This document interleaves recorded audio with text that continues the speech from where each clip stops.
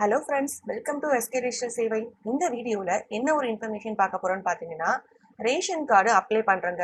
எத்தனை முறை ration card apply பண்ணாலும் கேன்சல் பண்ணிக்கிட்டே இருக்காங்க. என்ன பண்ணணும்னு தெரியல. இந்த மாதிரி யாருக்காச்சும் டவுட் இருக்கா? நான் சொல்கிற இன்ஃபர்மேஷனை ஃபுல்லாக கேளுங்க. உங்களுடைய ரேஷன் கார்டு பார்த்தீங்கன்னா கேன்சலே ஆகாமல் 15 நாளில் நீங்கள் ரேஷன் கார்டு வந்து அப்ளை பண்ணி வாங்கிடலாம். இந்த வீடியோவை ஸ்கிப் பண்ணாமல் முழுசாக பாருங்கள். அப்போ தான் உங்களுக்கு கிளியராக புரியும். ஃபர்ஸ்ட் ரேஷன் கார்டு அப்ளை பண்ணுறதுக்கான அஃபிஷியல் வெப்சைட் பார்த்தீங்கன்னா tnpds.gov.in. இந்த வெப்சைட்ல தான் நம்ம ரேஷன் கார்டு வந்து அப்ளை பண்ண போறோம். சரி, இப்போ ரேஷன் கார்டு அப்ளை பண்ணுறதுக்கு என்ன டாக்குமெண்ட் வேணும்? ரேஷன் கார்டு அப்ளை பண்ணுறதுக்கு என்ன டாக்குமெண்ட் வேணும்னு பார்த்தீங்கன்னா, உங்க வீட்டில் எத்தனை பேர் இருக்காங்களோ எல்லாருடைய ஆதார் கார்டும் ஒரிஜினல் தேவை. 5 வயசு கம்மியான குழந்தைங்க யாராச்சும் இருக்காங்கன்னா அவங்களுக்கு பர்த் சர்டிஃபிகேட் மட்டும் இருந்தா போதும். அதுக்கு பிறகு ஃபேமிலி ஹெட்டா யாரை போட போறீங்களோ அவங்களுடைய போட்டோ கம்பல்சரி வேணும். அதுக்கு பிறகு கேஸ் பில், அதாவது வீட்டுல யாராச்சும் ஒருத்தவங்க பேர்ல பாத்தீங்கன்னா கேஸ் பில் வேணும். ஒண்ணு ஹஸ்பண்ட் பேர்ல கேஸ் பில் இருந்தாலும் பரவாயில்ல, இல்ல ஒய்ஃபோட பேர்ல கேஸ் பில் இருந்தாலும் பிரச்சனை இல்லை. ஆனா கேஸ் பில் பாத்தீங்கன்னா நீங்க அப்ளை பண்ணும் போது கண்டிப்பா இருக்கணும். வீட்டுல இருக்கக்கூடிய யாராச்சும் ஒருத்தவங்க பேர்ல இந்த கேஸ் பில் கண்டிப்பா இருக்கணும். இப்ப நீங்க இந்த டிஎன்பிடிஎஸ் வெப்சைட்க்கு வந்த பிறகு மேலேயே பாத்தீங்கன்னா மின்னணு அட்டை விண்ணப்பிக்கன்னு சொல்லிட்டு ஒரு லிங்க் இருக்கும். அந்த லிங்கை ஃபர்ஸ்ட் கிளிக் பண்ணிக்கோங்க. இந்த வெப்சைட்ல பாத்தீங்கன்னா இந்த லிங்க்ல வந்து பாத்தீங்கன்னா டீடைல்ஸ் எல்லாமே கேட்டிருக்காங்க. இது எல்லாமே நீங்க பாத்தீங்கன்னா ஒரு 10 நிமிஷத்துல பாத்தீங்கன்னா இந்த ஃபைல் அந்த எல்லாமே டாக்குமெண்ட் எல்லாமே டைப் பண்ணிட்டு டாக்குமெண்ட் எல்லாமே அப்லோட் பண்ணிட்டு சப்மிட் பண்ணணும். உங்களுக்கு கொடுத்துருக்க நேரம் பாத்தீங்கன்னா ஒரு 10 நிமிஷம் தான். 10 நிமிஷத்துக்குள்ள பாத்தீங்கன்னா நீங்க எல்லா வேலையும் முடிச்சிடணும். நீங்க பொறுமையா அப்பதான் வந்து இந்த ஓபன் பண்ணி வச்சுட்டு அப்பதான் ஸ்கேன் பண்ணுறேன் ஒவ்வொன்றா பண்ணிட்டு இருக்கேன்னா பண்ண முடியாது. நீங்க ஃபர்ஸ்ட் என்ன பண்ணணும்னா ஃபர்ஸ்ட் ஒரு ஃபோல்டர் வந்து கிரியேட் பண்ணிக்கோங்க. உங்க வீட்டுல வந்து ஒரு அம்மா அப்பா 2 பசங்க இருக்காங்கன்னா 4 பேரோட ஆதார் கார்டும் பாத்தீங்கன்னா கிளியரா வந்து என்ன பண்ணா ஸ்கேன் பண்ணி பிடிஎஃப் ஃபைலா வந்து கிரியேட் பண்ணிட்டு ஒரு 4 பிடிஎஃப் ஃபைல் அப்பா அம்மா அவங்க பேரு போட்டு 4 பிடிஎஃப் ஃபைலு, ஃபேமிலி ஹெட்டா யார் பேரை போட போறீங்களோ அவங்களோட போட்டோ, அதுக்கப்புறம் கேஸ் பில், இந்த காப்பி எல்லாம் பாத்தீங்கன்னா ஒரு ஃபோல்டரா தனியா போட்டு வச்சுக்கணும். அதுக்கு பிறகு பாத்தீங்கன்னா இந்த அப்ளிகேஷன் ஃபைல் வந்து ஃபில் பண்ண போறீங்கன்னா உங்களுக்கு தமிழ்ல இங்கிலீஷ்ல 2 லாங்குவேஜ்ல பாத்தீங்கன்னா உங்களோட பேரு கேட்டிருப்பாங்க. சில பேர் பாத்தீங்கன்னா இங்கிலீஷ்ல நார்மலா டைப் பண்ணிடுவாங்க, தமிழ்ல பாத்தீங்கன்னா தப்பு தப்பா வரும். அதுக்கு நீங்க என்ன பண்ணணும், நார்மலா ஒரு வேர்ட் ஃபைல் வந்து ஓபன் பண்ணி வச்சுட்டு உங்களோட பேரை பாத்தீங்கன்னா கூகுள் டிரான்ஸ்லேட்ல போயிட்டு டைப் பண்ணிட்டு தமிழ்ல என்ன வருதோ அதை வந்து காப்பி பண்ணிட்டு அந்த வேர்ட்ல பேஸ்ட் பண்ணி வச்சுக்கோங்க. நீங்க வேர்ட் ஓபன் பண்ணிட்டு என்ன பண்ணலாம்னா அங்க வேர்ட்ல இருந்து காப்பி பண்ணி இங்க பேஸ்ட் பண்ணிக்கலாம். ஃபர்ஸ்ட் வந்து என்ன பண்ணணும்னா ஃபேமிலியோட ஒரு போட்டோ வந்து ஃபர்ஸ்ட் அப்லோட் பண்ணிடுங்க.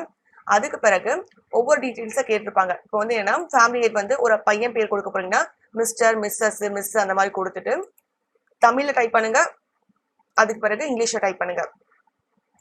அதே மாதிரி என்ன பாத்தீங்கன்னா உங்களுக்கு பாத்தீங்கன்னா அப்பா பேர், அதாவது இப்போ ஒரு கணவர் பேர் போட போறீங்களா அவங்களோட அப்பா பேர் தமிழ்ல இங்கிலீஷ்ல 2 லாங்குவேஜ் டைப் பண்ணும். அதுக்கப்புறம் வீட்டு நம்பர் போடணும். அதுக்கப்புறம் தெரு பேரு, நகரு, அதுக்கப்புறம் உங்களோட அட்ரஸ் டைப் பண்ணும். அதுக்கப்புறம் கீழே வந்து பாத்தீங்கன்னா நீங்க வந்து ரேஷன் கார்டு அப்ளை பண்ண போறீங்களா அதுல என்ன மாவட்டம் வரும், என்ன வட்டம் வரும், என்ன வில்லேஜ் வரும்னு கேட்டிருக்காங்க.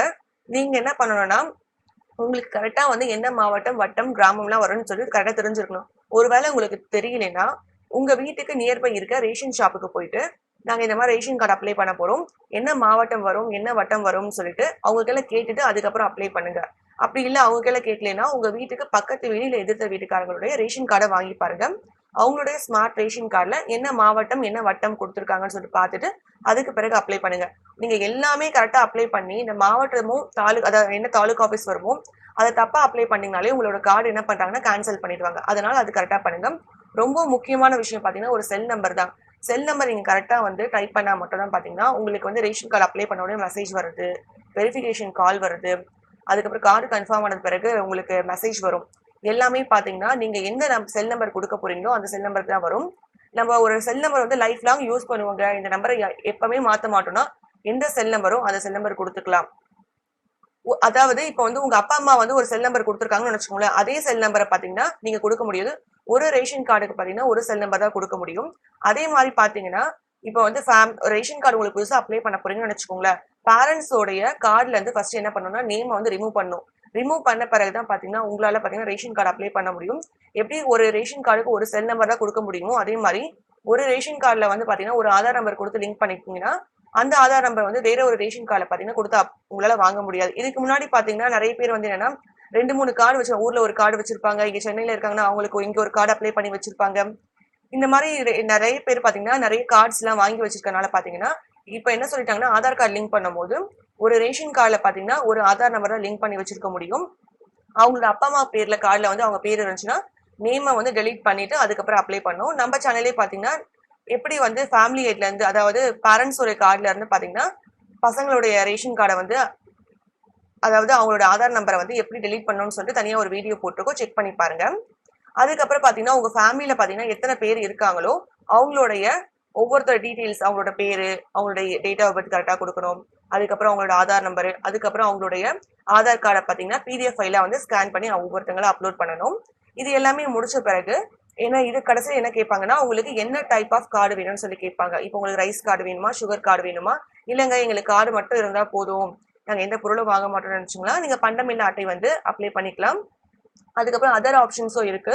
அதுல பாத்தீங்கன்னா இந்த கவர்மெண்ட்ல வந்து போலீஸா இருக்காங்க, ஒரு வனத்துறையோட அதிகாரியா இருக்காங்க, சிறைத்துறையோட அதிகாரியா இருக்காங்கன்னா அவங்களுக்கும் பாத்தீங்கன்னா இந்த மாதிரி கார்ட்ஸ் வந்து கவர்மெண்ட் ஸ்டாஃப்க்கும் பாத்தீங்கன்னா தனியா வந்து கார்டு அப்ளை பண்ணி வாங்க முடியும். இப்போ நீங்க ஒருவேளை வந்து ஒரு சென்ட்ரல் கவர்மெண்ட், ஒரு ஸ்டேட் கவர்மெண்ட் ஸ்டாஃபா இருக்கீங்கன்னு நினைச்சுக்கோங்களேன்.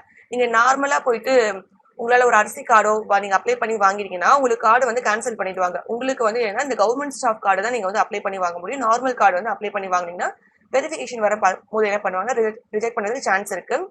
ஒருவேளை நீங்க வந்து என்னன்னா, நான் வந்து கவர்மெண்ட் ஸ்டாஃப்ல ஒரு பேங்க்ல வேலை பார்க்குறேன், உங்களுக்கு அதிகமான இன்கம்ல பாத்தீங்கன்னா இன்கம் இருக்கு அந்த மாதிரி இருக்குன்னா நீங்க வந்து உங்களுக்கு ரைஸ் கார்டு கிடைக்கிறது ரொம்ப கஷ்டம் தான். அந்த மாதிரி நீங்க ரைஸ் கார்டுக்கு அப்ளை பண்ணி கேன்சல் பண்ணிட்டே இருக்காங்கன்னா நீங்க சுகர் கார்டுக்கு அப்ளை பண்ணலாம். சுகர் கார்டு பாத்தீங்கன்னா கண்டிப்பா கொடுப்பாங்க. ஏன்னா நிறைய பேங்க் ஸ்டாஃப்லாம் இருக்காங்கன்னு நினைச்சுக்கோங்க, அவங்களுக்கு சேலரி அதிகமா இருக்கு, நீங்க எதுக்கு வந்து ரேஷன் கார்டு அப்ளை பண்றீங்கன்னு சொல்லிட்டு வீட்டுக்கு வெரிஃபிகேஷன் வரும்போது பாத்தீங்கன்னா கேன்சல் பண்ணிடுறாங்க. அந்த மாதிரி யாராச்சும் இருக்கீங்கன்னா ஒண்ணு வந்து உங்களுக்கு கார்டு மட்டும் இருந்தா போதும்னு நினைச்சீங்கன்னா இந்த பண்டமில்ல அட்டையை வந்து அப்ளை பண்ணிக்கோங்க. அப்படி இல்லை ஏதாச்சும் எங்களுக்கு ஒரு பொருள்லாம் வாங்க வேண்டியது இருக்கும், கொஞ்சம் ஒரு நல்ல ஒரு கார்டா இருக்கணும்னு நினைச்சீங்கன்னா நீங்க சுகர் கார்டுக்கு அப்ளை பண்ணிக்கலாம். அதுக்கு பிறகு என்னன்னா, நீங்க ஃபேமிலி ஹெட்டா யார் பேரை வந்து போட போறீங்களோ அவருடைய பேர்ல பாத்தீங்கன்னா இப்போதைக்கு கரண்டா இருக்க அட்ரஸ்ல பாத்தீங்கன்னா ஆதார் கார்டு, ஏதாச்சும் EB card, bank passbook, gas bill, ஏதாச்சும் வீட்டு அக்ரிமெண்ட், பாஸ்போர்ட், ரெண்டல் அக்ரிமெண்ட், இல்ல கொடுத்துருக்காங்க பாத்தீங்கன்னா வாக்காளர் அடையாளத்தில், இந்த மாதிரி ஏதாச்சும் ஒரு டாக்குமெண்ட் பாத்தீங்கன்னா ஃபேமிலி ஹெட்டா யாரு போட போறீங்களோ அவங்க பேர்ல இந்த ப்ரூஃப் இருக்கணும். அவரோட ப்ரூஃப் தான் பாத்தீங்கன்னா சப்மிட் பண்ணணும். இப்போ வந்து கேஸ் பில் கேட்டிருக்காங்கன்னு நினைச்சுக்கோங்களேன், ஹஸ்பண்ட் தான் ஃபேமிலி ஹெட்டா போட போறீங்க, ஒய்ஃப் பேர்ல கேஸ் பில் இருக்குன்னா ஒய்ஃபோட பேர்ல இருக்க கேஸ் பில்லை வந்து அப்லோட் பண்ணக்கூடாது. ஹஸ்பண்ட் பேர்ல இருக்கிற ஏதாச்சும் ஒரு ஆதார் கார்டு அப்லோட் பண்ணலாம், இல்ல ஓட்டர் ஐடி அப்லோட் பண்ணலாம், என்ன பாஸ்போர்ட் இருக்க பாஸ்போர்ட், என்ன ப்ரூஃப் இருக்கோ அந்த ப்ரூஃப் வந்து அப்லோட் பண்ணணும். அது மட்டும் இல்லாம அது 1 MB இருக்கணும். பிடிஎஃப் ஃபைலாவே எல்லாமே அப்லோட் பண்ணுங்க. இங்க கொடுத்துருப்பாங்க, ஜேபிஜி கொடுத்துருப்பாங்க, பிஎன்ஜி கொடுத்துருப்பாங்க, எல்லாமே கொடுத்துருப்பாங்க. ஆனா அதுல அந்த ஃபார்மேட்ல நீங்க அப்லோட் பண்ணாதீங்க. எல்லாமே கிளியரா ஸ்கேன் பண்ணி என்ன பண்ணுங்க, ஃப்ரண்ட் பேக் இருந்துச்சுன்னா ஃப்ரண்ட் தனியா பேக் தனியா கிளியரா ஸ்கேன் பண்ணி பிடிஎஃப் ஃபைல அப்லோட் பண்ணுங்க. அதுக்கு பிறகு பாத்தீங்கன்னா உங்களுக்கு எரிவாயு, அதாவது கேஸ் பில்ல வந்து யார் பேர்ல இருக்குன்னு கேட்டிருப்பாங்க. அதுக்கு பாத்தீங்கன்னா நீங்க வந்து ஹஸ்பண்ட் பேர்ல தான் இருக்கணும்னு அவசியம் இல்ல, ஒய்ஃப் பேர்லயோ யார் பேர்ல வேணா இருந்துக்கலாம். நீங்க ஃபேமிலி ஹெட்டா யார் பேர்லாம் ஆட் பண்ற போறீங்களோ அவங்கள யார் நேம்ல வேணா இருந்துக்கலாம். அவங்களோட நேம் வந்து இங்க வரும், அவங்க நேம் நீங்க செலக்ட் பண்ணிக்கோங்க. அதுக்கப்புறம் அது என்ன நிறுவனம், அந்த நுகர்வோர் என்னன்னு கேட்பாங்க, அந்த எரிவாயு நிறுவனத்தோட பேர் என்ன, எத்தனை சிலிண்டர் வச்சிருக்கீங்க கேட்பாங்க. இது எல்லாமே கரெக்டா கொடுத்துக்கோங்க. ஃபர்ஸ்ட் நம்ம என்ன பண்ணணும்னா நம்மளோட அப்ளிகேஷனை வந்து கரெக்டா ஃபில் பண்ணணும். ஃபர்ஸ்ட் நீங்க அப்ளை பண்ணறதுக்கு முன்னாடி உங்களோட டாக்குமெண்ட்டை கரெக்டா ரெடி பண்ணி வச்சுக்கோங்க. அதுக்கு பிறகு ஃபைலை ஓப்பன் பண்ணி வச்சுட்டு ஒரு முறை பாத்தீங்கன்னா என்னெல்லாம் டைப் பண்ண போறோம் கரெக்டா வருமானு சொல்லிட்டு கரெக்டா நீங்க வந்து டைப் பண்ணறதுக்கு ஒரு முறை பாத்துக்கோங்க. அதுக்கப்புறம் டைப் பண்ணுங்க. இந்த அப்ளிகேஷனை பாத்தீங்கன்னா ஒரு 10 மினிட்ஸ்ல பாத்தீங்கன்னா நீங்க டைப் பண்ணி டாக்குமெண்ட்ல அப்லோட் பண்ணிட்டு சப்மிட் பண்ணணும். நீங்க ஒரு 15 நிமிஷம் 20 நிமிஷம் பாத்தீங்கன்னா நீங்க அப்படியே வச்சுட்டு பொறுமையா டைப் பண்ணீங்கன்னா உங்களுக்கு சப்மிட்டும் ஆகாது. ஒருவேளை சப்மிட் ஆகுனாலும் ஒழுங்கா சப்மிட் ஆகாம கேன்சல் ஆயிடும் உங்களுக்கு. சரி, அதுக்கு பிறகு பாத்தீங்கன்னா இப்ப நம்ம டைப் பண்ணது எல்லாம் எப்படின்னு சொல்லிட்டு பாத்துட்டோம். அதுக்கு பிறகு பாத்தீங்கன்னா எப்படி டாக்குமெண்ட்டை வந்து கரெக்டா வந்து அப்லோட் பண்ணணும். நிறைய பேர் பாத்தீங்கன்னா டைப்லாம் கரெக்டா பண்ணிடுவாங்க. டாக்குமெண்ட் வந்து பாத்தீங்கன்னா வெரிஃபிகேஷன் வரும்போது பாத்தீங்கன்னா ஆவண சரிபார்ப்பு பாத்தீங்கன்னா ரிஜெக்ட் பண்ணிட்டாங்கன்னு சொல்லிட்டு மெசேஜ் வரும். ஃபர்ஸ்ட் நீங்க ஒரு நல்ல ஒரு விஷயம் தெரிஞ்சுக்கோங்க. உங்களுடைய எல்லா டாக்குமெண்ட்ஸும் பாத்தீங்கன்னா நீங்க என்ன பண்ணணும்னா கிளியரா ஸ்கேன் பண்ணணும். அதுல இருக்க பேரு முக்கியமா என்ன பார்ப்பாங்கன்னா நேம் பார்ப்பாங்க, அதுக்கப்புறம் உங்களோட டேட் ஆஃப் பர்த் பார்ப்பாங்க, அதுக்கு பிறகு உங்களுடைய ஆதார் நம்பர் பார்ப்பாங்க, அட்ரஸ் பார்ப்பாங்க. எல்லாமே பாத்தீங்கன்னா கிளியரா இருக்கணும். கிளியரா இருந்தா மட்டும் தான் பாத்தீங்கன்னா உங்களுக்கு ஓகே பண்ணுவாங்க. அதுக்கு பிறகு ஆதார் கார்டு வந்து லாங் ஆதார் கார்டை வந்து நீங்க சப்மிட் பண்ண போறீங்களா, அது வந்து டிக் இருக்கணும். கொஸ்டின் மார்க் இருக்க மாதிரி இருக்க ஆதார் கார்டை சப்மிட் பண்ணீங்கன்னா கண்டிப்பா கேன்சல் பண்ணிடுவாங்க. அது கிளியரா பாத்துக்கோங்க. அதுக்கு பிறகு பாத்தீங்கன்னா கேஸ் பில் வந்து நீங்க அப்லோட் பண்ணறதா இருந்துச்சுன்னா புதுசா ரீசன்ட் டேஸ்ல வாங்கின கேஸ் பில்லை வந்து அப்லோட் பண்ணுங்க. கேஸ் பில்லையும் பாத்தீங்கன்னா அந்த கேஸ் பில் யார் பேர்ல இருக்கு முக்கியமா பாப்பாங்க. கேஸ் பில் எந்த டேட்ல வாங்க, இந்த ரீசன்ட் டேட்ல ஒரு 3 மந்த்க்குள்ள வாங்கின கேஸ் பில்லா இருக்கும்னு சொல்லிட்டு கண்டிப்பா டேட் பாப்பாங்க. அந்த நீங்க கொடுத்துருக்க கன்சியூமர் நம்பரும் அந்த கேஸ் பில்ல இருக்க கன்சியூமர் நம்பரும் ஒன்னான்னு பாப்பாங்க. அதுக்கப்புறம் அது என்ன நிறுவனம் போடுங்க அதை பார்த்து, இப்போ வந்து நீங்க ஒரு இந்தியன் போட்டிருக்கீங்க ஆனா பாரத் கேஸோட கேஸ் பில்ல அப்லோட் பண்ணிருந்தீங்கன்னா அது எல்லாமே செக் பண்ணுவாங்க. அதனால பார்த்தீங்கன்னா, கேஸ் பில் குடுக்க போறீங்கன்னா, உங்களுக்கு கிளியரா இருக்கணும். லாஸ்ட் ஒரு 3 மந்த்க்குள்ள வாங்குன பில்லா இருக்கணும். உங்களுக்கு ரிஜெக்ட் பண்ணிட்டே இருக்காங்கன்னா, இப்ப லாஸ்ட்டா ஒரு 10 டூ 15 டேஸ்ல வாங்குன பில்ல வந்து நீங்க சப்மிட் பண்ணுங்க. அந்த பில்லுலயும் பேரு, கன்சியூமர் நம்பரு, என்ன நிறுவனம் எல்லாமே பார்த்தீங்கன்னா கிளியரா இருக்கணும். அந்த மாரி இருக்க ஒரு பில் காப்பி வந்து என்னன்னா, நீங்க ஸ்கேன் பண்ணி அப்லோட் பண்ணுங்க. அதுக்கப்புறம் நீங்க ஓகே எனக்கு வந்து டாக்குமெண்ட் எல்லாமே கிளியரா இருக்கு. டாக்குமெண்ட்ல பிரச்சனை இல்ல. வெரிஃபிகேஷன் வரும்போது தான் பிரச்சனை ஆகுது. அதுல தான் வந்து என்ன பண்றாங்க கேன்சல் பண்ணிடுறாங்க. அப்படின்னு சொல்றீங்கன்னா, வெரிஃபிகேஷன் ப்ராசஸ வந்து கரெக்ட்டா எப்படி பண்ணணும்னு பார்த்தீங்கன்னா, நீங்க வந்து இந்த ஃபைல வந்து அதாவது இந்த அப்ளிகேஷன பார்த்தீங்கன்னா, நீங்க சப்மிட் பண்ண பிறகு உங்களுக்கு ஒரு ரெஃபரன்ஸ் நம்பர் வரும். அந்த ரெஃபரன்ஸ் நம்பர போட்டு நீங்க என்ன பண்ணலாம்னா, உங்களுக்கு ஒரு ஒப்புகை சீட்டு வந்து நீங்க எடுத்து வச்சுப்பீங்க. இந்த ஒப்புகை சீட்ட நீங்க என்ன பண்ணணும்னா, ஃபர்ஸ்ட் வந்து நீங்க பிரிண்ட் அவுட் எடுத்து வச்சுக்கோங்க. இந்த ஒப்புகை சீட்ட பிரிண்ட் அவுட் எடுத்து ஒரு 2 காப்பி பிரிண்ட் அவுட் எடுத்து வச்சுக்கோங்க. அதுக்கப்புறம் நீங்க ரேஷன் கார்டு வந்து அப்ளை பண்ணும்போது, என்ன ப்ரூஃப்லாம் சப்மிட் பண்ணீங்களோ, ஆதார் கார்டு, கேஸ் பில் என்னலாம் சப்மிட் பண்ணீங்களோ, அது எல்லாமே பார்த்தீங்கன்னா, ஒரு 2 காப்பீஸ் வந்து செட் எடுத்து வச்சுக்கோங்க. அதுக்கப்புறம் உங்களோட நேம் பார்த்தீங்கன்னா, உங்களோட அப்பா, அம்மா ரேஷன் கார்ட்லருந்து டெலீட் பண்ணியிருப்பாங்கல்ல, அதுக்கு ஒரு சர்டிஃபிகேட் இருக்கும். அந்த சர்டிஃபிகேட் காப்பியும் பிரிண்ட் அவுட் எடுத்து வச்சுக்கோங்க. வீட்டுக்கு வெரிஃபிகேஷன் வரும்போது, அவங்க கிட்ட பார்த்தீங்கன்னா, நீங்க அப்ளை பண்ண அக்னாலஜ்மென்ட் காப்பி குடுக்கணும். அதுக்கப்புறம் உங்களுடைய வீட்ல யார் யாரெல்லாம் இருக்காங்களோ, அவங்களோட ஆதார் கார்டு ஜெராக்ஸ் காப்பி வந்து அவங்க கிட்ட காட்டுற மாரி இருக்கும். அதாவது ஒரு செட் பார்த்தீங்கன்னா, ஜெராக்ஸ் காப்பிலாம் வாங்கிட்டு போயிடுவாங்க. ஒரிஜினல் காப்பீஸ்லாம் பார்த்தீங்கன்னா, அவங்க செக் பண்ணுவாங்க. இது வந்து டாக்குமெண்ட் ப்ராசஸ். ஒருவேளை நீங்க சொல்லலாம், எங்க வீட்ல வந்து நாங்க ஹஸ்பண்ட், ஒய்ஃப் 2 பேரும் பார்த்தீங்கன்னா வேலைக்கு போறோம். வீட்ல யாருமே இருக்க மாட்டோம். என்ன பண்ணலாம்னு சொன்னா, உங்க வீட்ல, பக்கத்து வீட்ல, எதிர்த்த வீட்ல தெரிஞ்சவங்க கிட்ட என்ன பண்ணுங்க, இந்த டாக்குமெண்ட்லாம் குடுத்துட்டு போயிடுங்க. வெரிஃபிகேஷன் வரும்போது என்ன பண்ணுவாங்க, உங்களுக்கு தான் கால் பண்ணுவாங்க. நீங்க அவங்க கிட்ட சொல்லிடலாம், "சார் இந்த மாரி நாங்க வேலைக்கு போறோம் சார். வீட்ல பக்கத்து வீட்ல குடுத்துட்டு போயிருக்கோம். அவங்க குடுப்பாங்க. செக் பண்ணி பாருங்க சார். நாங்க அங்க தான் இருக்கோம்னு" சொல்லிட்டு, அவங்களும் என்ன பண்ணுவாங்க, பக்கத்து வீட்டுக்காரங்கலாம் விசாரிச்சுட்டு, உங்க டாக்குமெண்ட்ட செக் பண்ணிட்டு போயிடுவாங்க. ஒரு வேளை வந்து என்னன்னா, இந்த மாரி யார்கிட்டயும் குடுத்துட்டு போக முடியாதுன்னா, நீங்க என்ன பண்ணுங்கன்னா, அவங்க ஃபோன் பண்றாங்க வெரிஃபிகேஷன் வரேன்னு சொன்னாங்கன்னா, டைரக்ட்டா என்ன பண்ணுங்க, "சார் இந்த மாரி எங்களால ஆஃபீஸ்ல லீவ் போட முடியாது. நாளைக்கு நானே டைரக்ட்டா ஆஃபீஸ் வந்து பார்க்குறேன் சார்ன்னு" சொல்லிட்டு, அவர்கிட்ட பார்த்தீங்கன்னா, அடுத்த நாளோ இல்ல உங்களுக்கு எப்ப கம்ஃபர்டபுளோ பார்த்தீங்கன்னா, ஒரு ஒரு 2 டேஸ்ல பார்த்தீங்கன்னா, ஆஃபீஸ்க்கே டைரக்ட்டா போயிட்டு உங்களுடைய ரேஷன் கார்ட் தாலுக் ஆஃபீஸ்க்கே போயிட்டு, அந்த அதிகாரிய மீட் பண்ணி உங்க டாக்குமெண்ட்ல நீங்களே சப்மிட் பண்ணிட்டு வந்துருங்க. சரி இது எல்லாமே முடிஞ்சிருச்சுங்க. அதுக்கப்புறம் வந்து என்னன்னா, வெரிஃபிகேஷன் வரும்போது இன்னொரு ப்ராசஸ் கேட்குறாங்க. நானும் எங்க அப்பா, அம்மாவும் பார்த்தீங்கன்னா, ஒரே வீட்ல இருக்கோம். அப்பா, அம்மா கீழ இருக்காங்க. நாங்க மேல இருக்கோம்.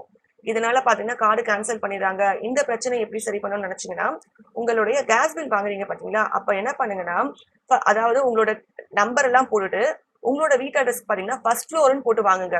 அப்பா, அம்மா கிரவுண்ட் ஃப்ளோர்ல இருக்காங்க. அது தனி வீடு. நீங்க ஃபர்ஸ்ட் ஃப்ளோர்ன்னு போட்டு வாங்குங்க. இப்போ ஒரு ஃப்ளாட்ல இருக்காங்கன்னு நெனச்சுக்கோங்களேன். ஒரு 7 வீடு, 10 வீடு இருக்குன்னா, அவங்கவங்க தனித்தனியா கார்டு வாங்கிக்க போறாங்க. அதனால என்ன பண்ணுங்கன்னா, நீங்க என்ன பண்ணணும்னா, ஃபர்ஸ்ட் ஃப்ளோர்ன்னு போட்டு வாங்கிட்டு, அந்த கேஸ அப்லோட் பண்ணுங்க. அதே மாரி வெரிஃபிகேஷன் வரும்போது, சார் நான் அப்பா, அம்மா வந்து தனியா இருக்காங்க. அவங்க தனியா வந்து கிச்சன் அவங்க சமைக்கிறது எல்லாமே தனியாது. எங்களோட ஃபேமிலி தனியா இருக்கு சார். நாங்க எங்க கேஸ் பில் வாங்கும்போது கூட பார்த்தீங்கன்னா, ஃபர்ஸ்ட் ஃப்ளோர்ன்னு போட்டு தான் தனியா வாங்கியிருக்கோம்னு சொல்லிட்டு சொன்னீங்கன்னா, அவங்க ஓகே பண்ணிடுவாங்க. நீங்க ஃபர்ஸ்ட் ஃப்ளோர்ன்னு போட்டு வாங்காம, இந்த மாரி சப்மிட் பண்ணும்போது என்ன பண்ணுவாங்கன்னா, உங்களோட கார்டு வந்து கேன்சல் பண்ணுவாங்க. அது மட்டும் இல்லாம என்ன பண்ணா, நெறைய பேர் வெரிஃபிகேஷன் வரும்போது, அவங்க தனியா தான் இருக்காங்களா? உங்களுக்கு தனியா கிச்சன் நீங்க வச்சிருக்கீங்களா? சொல்லிட்டு கன்ஃபார்மா வந்து செக் பண்றாங்க. வீட்டுக்குள்ளேயே வந்து என்ன பண்றாங்கன்னா, அவங்க தனியா இருக்காங்களா? அப்பா, அம்மா கூட இல்ல. தனியா இருக்காங்கன்னு சொல்லிட்டு இருக்காங்களா? கேஸ் தனியா இருக்கா? கேஸ்லாம் தனியா இருக்கா? ஒரு தனி குடுத்துற மாரி ஒரு ஃபேமிலில இருக்காங்களான்னு சொல்லிட்டு செக் பண்ணிட்டு போறாங்க. அப்படி நீங்க தனியா இருக்கீங்கன்னு பட்சத்துல என்ன பண்றாங்கன்னா, உங்களுக்கு உங்களுக்குன்னு சொல்லிட்டு ஒரு புது ஸ்மார்ட் கார்டுக்கு வந்து ஓகே பண்ணி குடுக்குறாங்க. இப்ப வந்து வெரிஃபிகேஷன் எல்லாமே முடிஞ்சிருச்சு. அதுக்கப்புறம் என்ன ஆகும்னா, உங்களுக்கு பார்த்தீங்கன்னா, கார்டு வந்து கன்ஃபார்ம் ஆயிடும். கார்டு கன்ஃபார்ம் ஆனது பிறகு பார்த்தீங்கன்னா, உங்களுக்கு செல் நம்பருக்கு மெசேஜ் வரும். நீங்க கார்டு அப்ளை பண்ணும்போது ஒரு மெசேஜ் வரும். கார்டோடைய ஒவ்வொரு ப்ராசஸ் முடியும்போதும் பார்த்தீங்கன்னா, உங்களுக்கு ஒரு மெசேஜ் வரும். அதுக்கப்புறம் ரேஷன் கார்டு பார்த்தீங்கன்னா, கன்ஃபார்ம் ஆயிடுச்சு. இதுதான் உங்களோட ரேஷன் கார்டுக்கான நம்பர்ன்னு சொல்லிட்டு போட்டு எல்லாமே பார்த்தீங்கன்னா, நீங்க ரேஷன் கார்டு பதிவு பண்ணும்போது எந்த ஒரு செல் நம்பர் குடுத்திருந்தீங்களோ, அந்த செல் நம்பருக்கு தான் மெசேஜ் வரும். அதனால அந்த செல் நம்பர்ல வர மெசேஜ் எல்லாமே நீங்க என்ன பண்ணணும்னா, பத்திரமா பார்த்து டெலீட் பண்ணுங்க. உங்களுக்கு ரேஷன் கார்டு கன்ஃபார்ம் ஆயிடுச்சு. கார்ட வந்து தாலுகா ஆஃபீஸ்ல வந்து வாங்கிக்கோங்கன்னு சொல்லிட்டு ஒரு மெசேஜ் வரும். அந்த மெசேஜ காமிச்சா தான் பார்த்தீங்கன்னா, உங்களுக்கு ரேஷன் கார்டே குடுப்பாங்க. அந்த மெசேஜ காட்டலைன்னா அவங்க என்ன பண்ணுவாங்கன்னா, உங்களுக்கு ரேஷன் கார்டு குடுக்க மாட்டாங்க. ரேஷன் கார்டு தள்ளி போட்டுட்டே இருப்பாங்க. அதனால பார்த்தீங்கன்னா, ரேஷன் கார்டு அப்ளை பண்ணும் போதுலருந்து வந்த மெசேஜ்லருந்து கார்ட கன்ஃபார்ம் ஆக்கி கார்ட வந்து வாங்கிக்கோங்கன்னு சொல்லிட்டு வந்த மெசேஜ் வந்து எல்லாமே பார்த்தீங்கன்னா, நீங்க டெலீட் பண்ணாம பத்திரமா வச்சுக்கோங்க. இந்த மெசேஜ காமிச்சு தான் உங்களால கார்டு வாங்க முடியும். அதனால எதுவுமே டெலீட் பண்ணிட்டாங்க. இப்ப உங்களுக்கு கிளியரா புரிஞ்சிருக்கும். எப்படி ரேஷன் கார்டு வந்து அப்ளை பண்ணணும், டாக்குமெண்ட்ல எப்படி வந்து டைப் பண்ணணும், டாக்குமெண்ட் எப்படி ரெடி பண்ணணும், வெரிஃபிகேஷன் ப்ராசஸ் எப்படி இருக்கும், எல்லாமே உங்களுக்கு கிளியரா புரிஞ்சிருக்கும். இந்த ப்ராசஸ நீங்க கரெக்ட்டா ஃபாலோ பண்ணினீங்கன்னா, உங்களுக்கு ரேஷன் கார்டு பார்த்தீங்கன்னா, ஒரு 10லருந்து 15 நாள்ல நீங்க எங்கேயும் போகாம நீங்களே அப்ளை பண்ணி, உங்களால ரேஷன் கார்ட அப்ளை பண்ணி வாங்கிக்க முடியும். இப்ப உங்களுக்கு கிளியரா புரிஞ்சுக்கும். இந்த மாரி பயனுள்ள தகவல்லாம் தெரிஞ்சுக்கணும். நினைச்சீங்கன்னா நம்ம சேனலை மறக்காம சப்ஸ்கிரைப் பண்ணி வச்சுக்கோங்க. அது மட்டும் இல்ல, நான் ரேஷன் கார்டு அப்ளை பண்றேன், எனக்கு வந்து ரிஜெக்ட் பண்ணிட்டே இருக்காங்க, இந்த ரீசன் சொல்லி ரிஜெக்ட் பண்றாங்கன்னு சொன்னீங்கன்னா அந்த காரணத்தை நீங்க கமெண்ட்ல வந்து எனக்கு ஷேர் பண்ணுங்க. நான் உங்களுக்கு என்ன பிரச்சனை, அதுக்கு என்ன பண்ணா உங்களுக்கு கார்டு கிடைக்கும்னு சொல்லிட்டு நான் வந்து உங்களுக்கு சொல்றேன். டாடா, பாய் பாய்.